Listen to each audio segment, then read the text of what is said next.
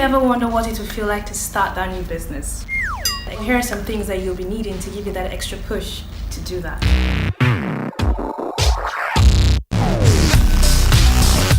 Hey guys, my name is Faith. Welcome back. Don't forget to subscribe to my channel and turn on your post notifications so you're going to get notified each time I post something new. I want you to be the first to watch my videos. So I'll say number one thing, do your research. I emphasize this a lot because if you don't know, you don't. If there's one thing that my 6 years studying law taught me is how to research and how to research properly. So my lecturer used to say, one of my lecturers, he used to say, a good lawyer is not the person who knows all the laws, but is the person who knows where to find it. And how can you find something if you don't know where it is? So in order to know, you have to research. Research on the business you intend to start, equipment and the machines you'll be needing, the costs, the viability of the market, the customers or the consumers that you're hoping to please, you setting up the proper foundation for your business. The thing is, when you're done with your research and you actually know what you'll be needing, you discover that you should have started this business a long time ago. When you know, you'll be able to know your strengths and your weaknesses. So number two, consult a friend or a family member. This is self-explanatory. Seek wise counsels from these people. However, if they do not share the same vision and the same dream with you, it's going to be difficult because there's going to be a clash. You could also even do so from a mentor, someone you actually look up to, someone who is already in the business and you're saying, okay, in the next 2-3 years, I want to be like this person.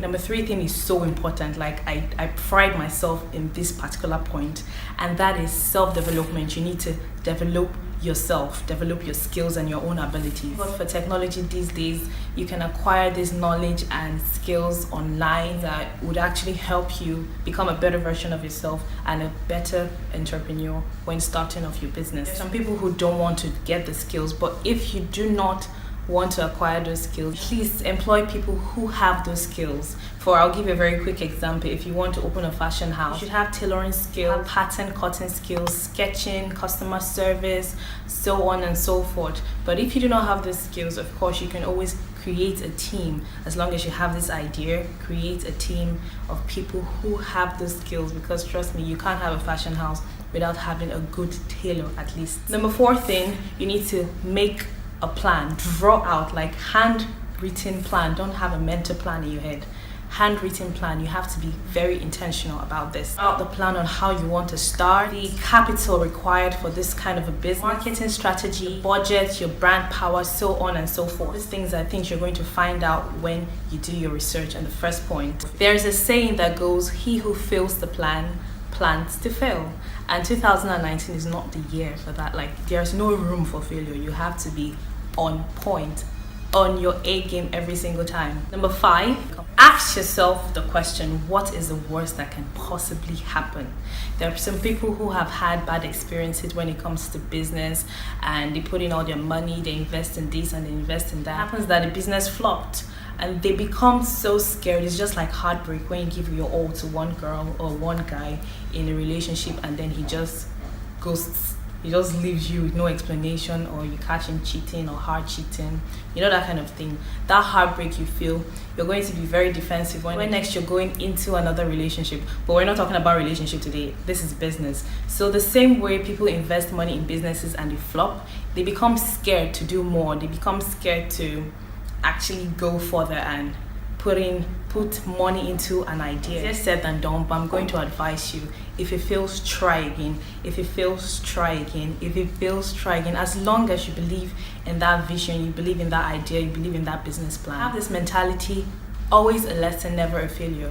If you failed, you've learned one way that is not going to work, and so you move and make another plan. I used to be like that, you know. I've been like, oh, I don't want to start this YouTube channel. What if I fail? What if people don't like me? But then I asked myself, what really is the worst that can happen? How is I get hate comments or I get mean comments, and what? Those are just words. They are not going to get to me because I have been able to develop this mental bars around my mind. Like, it just keeps away bad vibes. So there's nothing bad anybody can say right now that will get to me. It's like I've grown tough skin. But really, you should ask yourself the question, what is the worst that can happen? And when you do that, that brings me to my final point number 6. Take that big leap. You really never know until you try. Part of the Bible that says, I've set my hands on the plow and I'm not turning back. That is the mentality you should have when you're going into a business. Don't be negative minded. Sometimes you need to be courageous enough to believe in yourself, because no one else will do that for you. It has to start with you, and then people see, oh, she's actually putting out good products. I believe that she's going to be something close to being successful in the near future. Myself as an example, I'm a very good swimmer, but I'm not a very good diver because I have this very big nose that even if I'm not breathing in under the water, like water just seems to go in. So diving is always a problem, because even with my scuba divers goggle, I still get water in my nose somehow. I can't explain it. So one day I said, look, this is diving, I'm going to dive it. And I just said, what's the worst that could happen? I either drown or the lifeguard would actually come to my rescue because he was there. And then I just dived in. Like, I took that big leap. It has nothing to do with business, but I relate to what I'm trying to say.